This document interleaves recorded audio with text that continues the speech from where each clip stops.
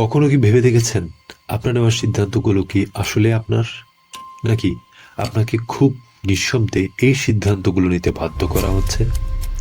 শুনে অবাক লাগছে, কিন্তু সত্যিটা হলো আপনার জীবনের অনেক বড় বড় সিদ্ধান্ত আপনার নিজে নিচ্ছেন না। চলুন ব্যাপারটা একটু ভেঙে বলি। ঘুম থেকে উঠেই আপনার প্রথম কাজ কি? চা, ব্রাশ, নাকি স্মার্টফোন হাতে নেওয়া? আজ আমরা এমন এক যুগে বাস করছি যেখানে ছোট থেকে বড় সবাই সোশ্যাল মিডিয়ায় আসক্ত। আর এই আসক্তিটাই একটি ছোট গোষ্ঠীকে দিয়েছে অত্যন্ত ভয়ঙ্কর ক্ষমতা। আপনি দিনের শুরু করেন নিউজ ফিড স্ক্রল করে, মানে দিনের শুরুতে আপনি আপনার মাথার ভেতর ঢুকিয়ে নিচ্ছেন অন্য কারো বাছাই করে দেওয়া তথ্য। কিন্তু আপনি কখনো ভাবেন না এই খবরগুলো কতটা সত্য। ভাবার সময়ও নেই। আর আপনি একা নন, আজকের দুনিয়ায় অধিকাংশ মানুষই এভাবে বাঁচে। আপনি মনে করেন আপনি স্বাধীন, কিন্তু বাস্তবে আপনি কি কিনবেন, কাকে ভোট দেবেন, কোন খবর বিশ্বাস করবেন, কাকে ঘৃণা করবেন বা কাকে পছন্দ করবেন, সবকিছুই ধীরে ধীরে আপনার মাথায় ঢুকিয়ে দেওয়া হয়। এটাকে বলা হয় সাইকোলজিক্যাল ম্যানিপুলেশন। সাইকোলজিক্যাল ম্যানিপুলেশন মানে আপনি বুঝতেই পারবেন না, কিন্তু আপনার চিন্তা, অনুভূতি এবং সিদ্ধান্ত ধীরে ধীরে নিয়ন্ত্রণ করে নেওয়া হবে।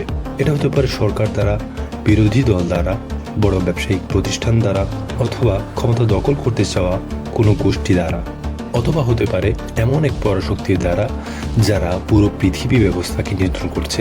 তারা আপনাকে জোর করে কিছুই করে না। তারা এমন পরিবেশ বানায় যাতে আপনি নিজেই তাদের যাওয়া সিদ্ধান্ত নেন।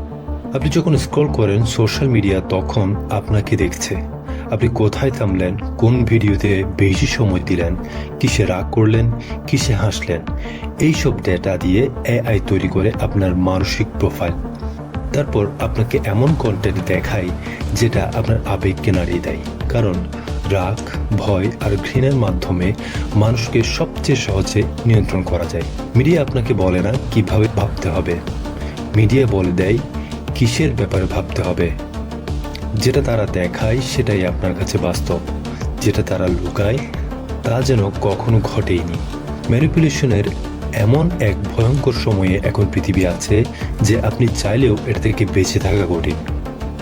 1953 সালে ইরানে এবং পরে ল্যাটিন আমেরিকার বহু দেশে সিআইএ শুধু সরকার পরিবর্তন করেনি, তারা সাধারণ মানুষের সামনে এমন একটি দেশের ছবি তৈরি করেছিল যেখানে পত্রিকা, রেডিও, রাজনৈতিক বক্তৃতা সবকিছু এমনভাবে সাজানো হয়েছিল যেন সাধারণ মানুষ বিশ্বাস করেন এই সরকার বিপজ্জনক, এই মানুষগুলো স্বাধীনতার শত্রু।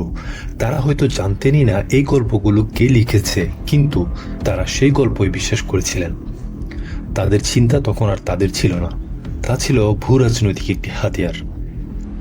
2026-এর শুরুর দিকে চলমান ইরান সংকটও এর বাইরে না। একটি দেশকে তারা ইতিহাসের খলনায়ক বানায় বা জীবনের সর্বশ্রেষ্ঠ বিপদ দেখায়। এভাবে মানুষের অনুভূতি ও সিদ্ধান্তকে চালিত করা হয়েছিল বা হচ্ছে একটি বৃহত্তর রাজনৈতিক উদ্দেশ্য দিয়ে। ফেসবুক ও গুগল আপনাকে কিছুই বলে না, তারা আপনাকে নির্দেশ দেয় না, তারা শুধু আপনার চারপাশের দুনিয়াটা সাজিয়ে দেয়। আপনি কোন পোস্টে থামেন, কোন ভিডিওতে রেগে যান, কোন খবর শেয়ার করেন, সবকিছু থেকে তারা শিখে নেয় আপনি কেমন মানুষ। তারপর তারা আপনাকে ঠিক সেই ধরনের তথ্য দেখায় যা আপনার আবেগকে জাগায়। ফলে আপনি ভাবেন আমি তো নিজের মতো করে সিদ্ধান্ত নিচ্ছি, কিন্তু বাস্তবে আপনি শুধু সেই অপশনগুলি দেখছেন যেগুলো আপনার সামনে তুলে ধরা হচ্ছে। ফেসবুকের মতো সোশ্যাল প্ল্যাটফর্মগুলো এতদিন আপনাকে ট্র্যাক করেছিল, কিন্তু এখন চ্যাটজিপিটি, জেমিনাই এর মতো এআইগুলো আপনার সম্পর্কে আপনার থেকেও বেশি জানে। এবং আপনি নিজেই আপনার কাজের জন্য নানা ধরনের পার্সোনাল ইনফরমেশন এই এআই মডেলগুলোকে বলেন, এবং এর প্রতিটি ডাটা অ্যানালাইসিস করে এই এআই মডেলগুলো বুঝতে পারে আপনার চিন্তাধারাগুলো কেমন, আপনি কি ভাবেন, আপনি কি ধরনের খাবার পছন্দ করেন, আপনার জীবনে কি ঘটছে। তার উপর ভিত্তি করেই আপনাকে ম্যানিপুলেট করা তাদের জন্য একদম সহজ হয়ে যায়।